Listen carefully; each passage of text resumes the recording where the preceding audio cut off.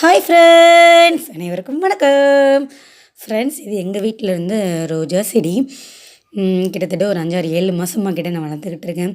சூப்பராக பூ போட்டுக்கிட்டு இருக்கு. இங்கே பார்த்தீங்களா, இது வந்து ரெட் ரோஸு. இப்போ வந்து நல்லா 3 பூக்கிட்ட நல்லாவே பூத்துக்கிட்டாங்க.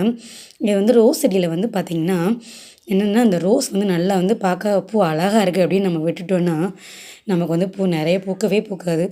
நல்லா பூத்ததுக்கப்புறம் அந்த அழகான பூவை வந்து நம்ம வந்து பறிச்சிடணும், நல்லா வெட்டி விட்டுறணும்.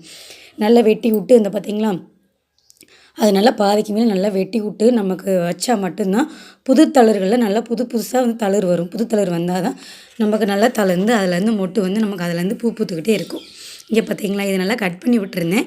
இது வந்து ஃபேண்டா கலர் ரோஸ். இது வந்து இப்போ தளர்ந்துக்கிட்டு இருக்குது பார்த்திங்களா. இந்த மாதிரி நம்ம வந்து கட் பண்ணி விட்டுறணும். அப்போ தான் வந்து நம்ம நல்லா கட் பண்ணி விட்டால் மட்டும்தான் நமக்கு இந்த மாதிரி அழகான மொட்டு விடும். மொட்டு விட்டு அதிலேருந்து பூ பூக்கும். சரிங்களா. அது மாதிரி உரம் வந்து நான் வந்து இந்த முட்டை ஓடு தான் போட்டிருக்கிறேன். முட்டை இருக்குல்ல, அந்த நான் வாங்குகிற முட்டை வந்து வேஸ்ட் பண்ணாமல் அப்பப்போ கையில் நல்லா தூள் பண்ணி இந்த முட்டைங்களை மட்டும் போட்டு விட்ருவேன். நான் வந்து இது தான் போட்டிருக்கிறேன். வேறு எதுவும் அதிகமாக நான் அவ்வளோவா போட்டதில்லை.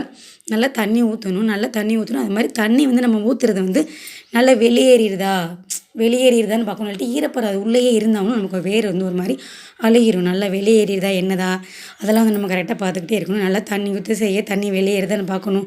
அதுக்கான உரங்கள் கொடுத்து பார்த்துக்கிட்டு வந்தோம்.